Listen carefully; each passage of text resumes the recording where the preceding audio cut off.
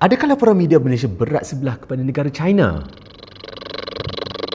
Selamat datang ke episod terbaru Cili Selasa, tempat kita bincang isu-isu semasa bersama saya, Iqbal. Dan hari ini, isu semasa yang kita nak bincang adalah ni. 南海问题它本质上是一个南沙争端，它又是中国和部分南海沿岸国围绕南沙群岛的部分岛礁的领土争议，这是它的实质，以及由岛礁争议引发的海洋管辖主张争议。事实上，是这些国家非法侵占的这些岛礁，它要试图把它合理化，要让国际社会认可，所以这就是他们推动南海问题的国际化和南海问题扩大化的真正的目的所在。 Okey, untuk korang yang tak faham cerita ni, Nansha ialah nama yang China guna untuk Kepulauan Spratly yang duduk betul-betul kat tengah Laut Cina Selatan. Pulau-pulau ni pula tengah jadi rebutan yang diklaim-klaim oleh beberapa negara termasuk Vietnam, Malaysia dan juga China. Untuk terangkan benda ni dengan cara yang senang nak faham,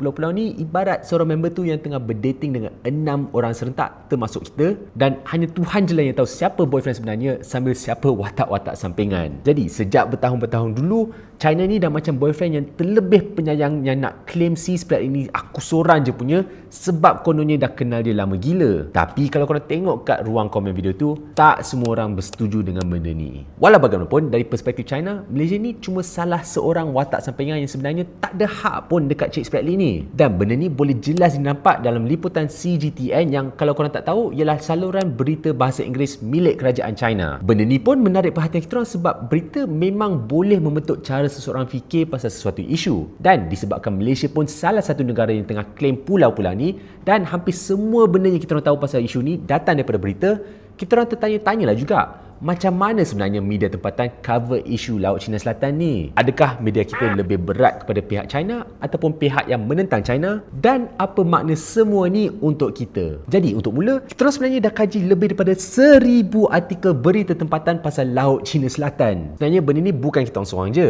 Kita orang ada berpakat juga dengan member-member kita orang dari Reform My Media. Dan untuk cerita ni, diorang korek lebih daripada 800 artikel daripada 6 media arus perdana dalam 3 bahasa iaitu BM, BI dan bahasa Cina dari tahun 2024 sampai 2025. Dari pihak Socially pula, sebab office kita orang tak ramai yang boleh bahasa Cina power, kita orang fokus dekat lebih kurang 300 artikel BM dengan BI, khususnya pasal 3 peristiwa besar berkenaan dengan Laut Cina Selatan. Yang pertama ialah masa Filipina bawa China ke Mahkamah Antarabangsa pada tahun 2016 berkenaan isu ini, dan untuk pendekkan cerita dia, Filipina boleh kata menanglah kes tu, tapi tak menang sangat juga sebab China dari awal tolak menyertai perbicaraan mahkamah tu. Peristiwa kedua pula adalah masa kapal penggerudi Malaysia bernama West Capella kena intai dan dikacau oleh kapal perang China pada tahun 2020 sampai sangkut berbulan-bulan. Lepas tu, peristiwa paling baru ialah bila China keluarkan versi peta dunia diorang sendiri pada tahun 2023 yang claim lagi banyak kawasan diorang. Lepas tu diorang punya claim melampau-lampau sangat sampai India pun sakit hati tengok. Jadi lepas kumpul semua artikel pasal 3 insiden ni daripada media tempatan, diorang pun kaji satu-satu untuk tengok nada yang diorang guna. Yang tak sangkanya, sebenarnya media bahasa Inggeris nampaknya lagi anti-China berbanding dengan media BM. Dan bila kita sebut anti-China, maksud kita orang adalah apabila China digambarkan sebagai agresif, melanggar undang-undang antarabangsa atau buat kerja yang tak adil. Daripada artikel-artikel BI yang kita orang tengok,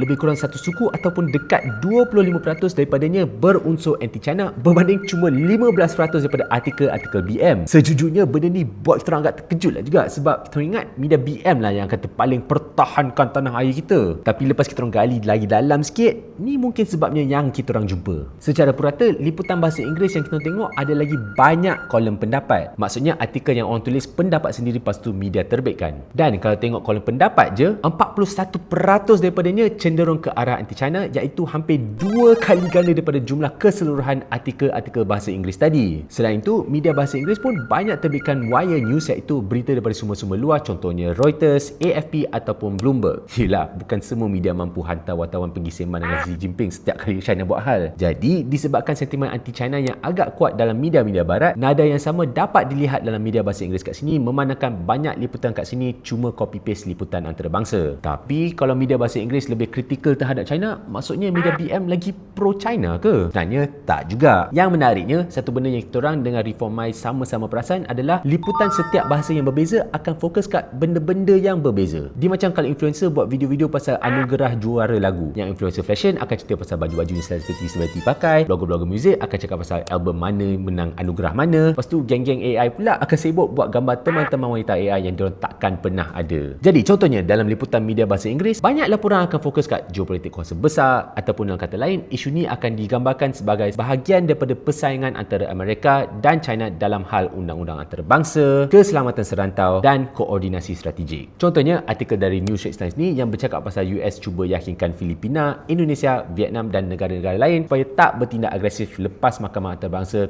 tolak tuntutan China. Atau artikel The Star ni yang cakap pasal reaksi negara-negara EU terhadap keputusan mahkamah, terutamanya dari segi hubungan perdagangan dengan China. Kalau liputan bahasa Cina pula, cerita dia lain sikit. Sebab banyak sumber dia datang daripada media kerajaan, contohnya Xinhua dan CGTN, dan beberapa media Hong Kong dan Taiwan. Jadi liputan diorang akan lebih fokus kat Filipina berbanding US, mungkin sebab Filipina yang heret China masuk mahkamah. Jadi laporan-laporan ni akan biasanya fokus dekat hubungan antara Beijing dengan Manila, dan sebolehnya akan elak daripada memberi gambaran yang terlalu negatif pasal China. Dalam kata lain, kalau korang hanya baca laporan ni dalam bahasa Cina je, korang mungkin akan anggap bahawa konflik ni antara China dengan Filipina je. Lepas tu laporan BM macam mana pula? Disebabkan kebanyakan sumber laporan BM datang daripada Malaysia sendiri, liputan bahasa Melayu akan lebih menyentuh soalan apa kena-mengena benda-benda ni dengan kita. Sebagai contoh, adakah Malaysia akan rugi atau untung daripada tindakan China, keselamatan nelayan tempatan, ataupun reaksi pemimpin-pemimpin kita terhadap perkembangan isu-isu ni. Jadi pendek cerita, saluran BI akan tengok isu ni dari lensa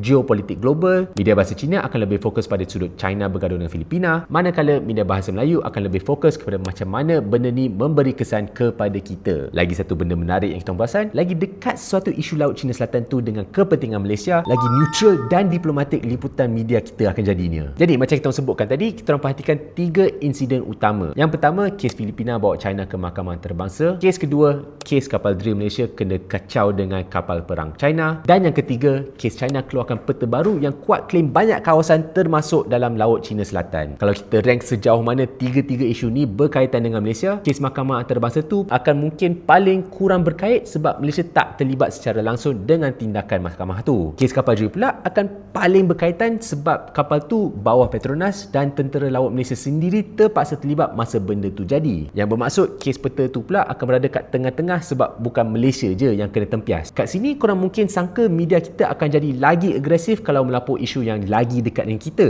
Tapi sebenarnya sebaliknya yang jadi. Contohnya dalam kes Mahkamah Antarabangsa pada tahun 2016, lebih 1/3 ataupun 36% daripada artikel yang ada mengandungi nada anti-China, iaitu jumlah paling tinggi antara ketiga-tiga kes yang kita kaji. Sebagai perbandingan, dalam kes peta tahun 2023, hanya 14% je artikel yang bersifat anti-China, manakala ancaman yang paling dekat dengan kita, iaitu kes kapal pengguru di tahun 2020, tak sampai 9% artikel yang kami kaji ada nada anti-China. Jadi, apa sebenarnya maksud semua ni? Secara eloknya, berita sepatutnya memberi gambaran yang seimbang tentang sesuatu situasi. Tapi kadang-kadang benda tu memang mustahil lah, sebab terpun dalam video ni dah berapa kali bahan China. Sebab mana taknya, kebanyakan laporan berita yang kita baca pun memang ditulis oleh manusia ataupun mesin yang dilatih berdasarkan tulisan manusia, jadi bias-bias tertentu akan memang muncul juga. Tambah pula dengan hakikat yang topik ni memang berat dan rumit, sebab bayangkanlah satu kawasan tu dituntut sebahagian daripadanya atau keseluruhannya oleh 6 negara termasuk kita sendiri. Walaupun begitu, tahap bias yang kita orang jumpa sebenarnya taklah tinggi sangat, sekurang-kurangnya dalam contoh-contoh artikel tempatan yang kita orang kaji. Yang ada bias sekalipun, ia masih agak terkawal walaupun kepentingan negara kita sendiri yang terancam. Mungkin akan ada yang rasa benda ni macam tak ada apa-apa pun kalau dibandingkan dengan gaya laporan media di Filipina atau Vietnam yang memang lebih keras. Tapi mungkin juga benda ni sebenarnya agak sesuai dengan gaya Malaysia secara umum, sebab kita memang ada banyak pendekatan diplomatik dalam sejarah kita, dan setakat ni pendekatan itulah yang banyak membantu. Lagi-lagi sebagai sebuah negara yang tak berapa kuat dari segi ketenteraan ataupun pengaruh yang besar, diplomasi kita ni sebenarnya dah jadi antara bakat terbesar negara Malaysia. Maka dengan itu, kita perlulah berterima kasih dengan media Malaysia yang masih relax dalam laporan topik ni. Saya bangga media Malaysia. Tapi kalau korang sendiri ada pendapat, jangan lupa kongsi di ruangan komen, dan macam biasa ikuti kami di Sos Cilik untuk segala isu semasa tambah pedas.